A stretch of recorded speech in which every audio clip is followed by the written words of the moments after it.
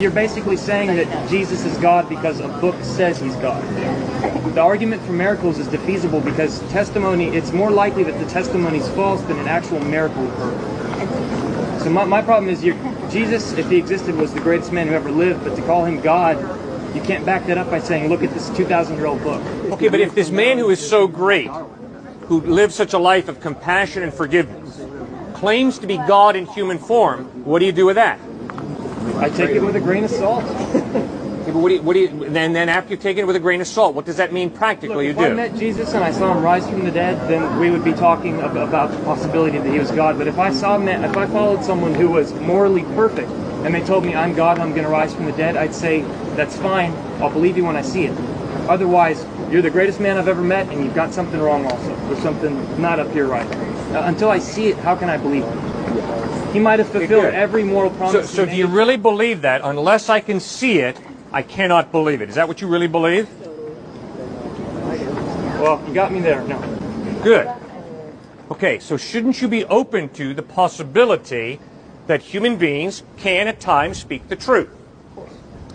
So can't you be open to the possibility that Matthew, Mark, Luke, and John, and Paul and Peter, when they talked about having seen Jesus Christ risen from the dead, that possibly they were speaking the truth? Yes, but to say it's possible is not to say it's true. Okay, good. So then if it's possible that Matthew, Mark, Luke, John, Peter, James, Paul were speaking the truth when they insisted that Christ rose from the dead, don't you think it would be wise to go back and study their documents very carefully to ascertain whether they were lying or whether they were speaking the truth? Yeah, but the problem lies in the credibility of those documents. So good. A lot of questions. Okay, good. So start. What's your first question about the credibility of the document? Who wrote it? What was their motive? Who did they know? What were they trying to achieve? Good question. Great question. Probably pertinent. The guys who wrote it had no upside perk.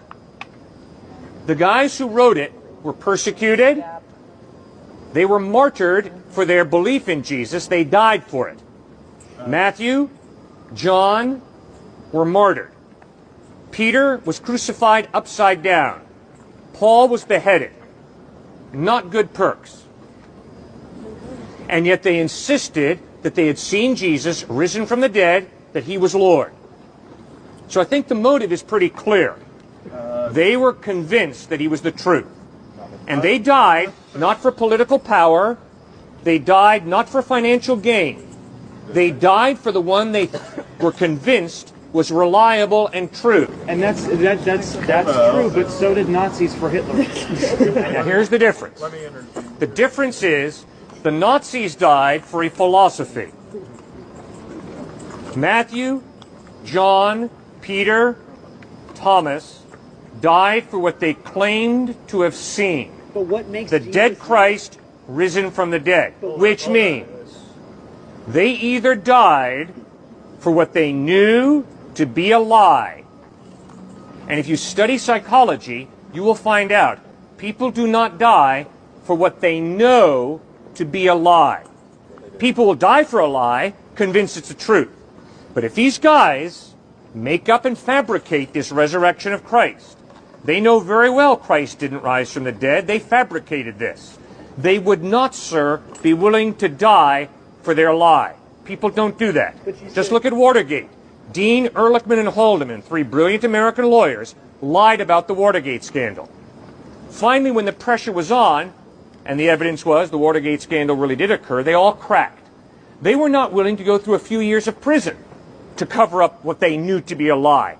How much more unlikely for a group of first-century guys to create and fabricate this lie that Jesus had risen from the dead and they'd seen him, and then be willing to die for it? Well, to presuppose they manufactured it's not what I'm saying. They might have really thought they saw it. I mean, it's just a matter of, like, someone who takes acid thinks they saw a lot of things they didn't see.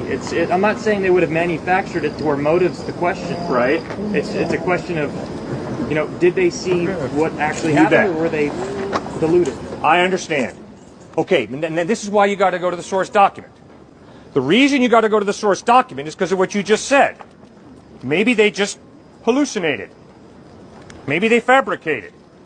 So what you got to do is you got to go to the source document. Now listen to this resurrection account also in Luke. While they were still, this is the disciples, talking about this, which the women had reported that Jesus had risen, Jesus himself stood among them and said to them, "Peace be with you." They were startled and frightened, thinking they saw a ghost. They didn't conclude, "Oh, welcome back from the dead, Jesus." No, they thought they were hallucinating, just like you said. They thought this was a ghost of some type of apparition. He said to them, "Why are you troubled, and why do doubts rise in your minds? Look at my hands and my feet. It is I myself.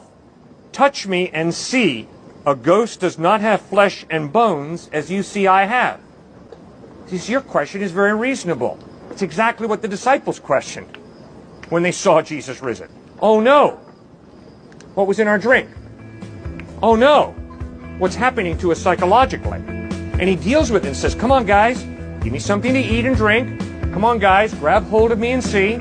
A spirit does not have flesh and bone the way you see I have."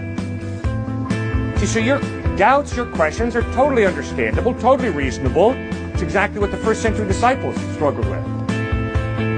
It makes sense. You bet, man. Good to meet you. Thanks so much.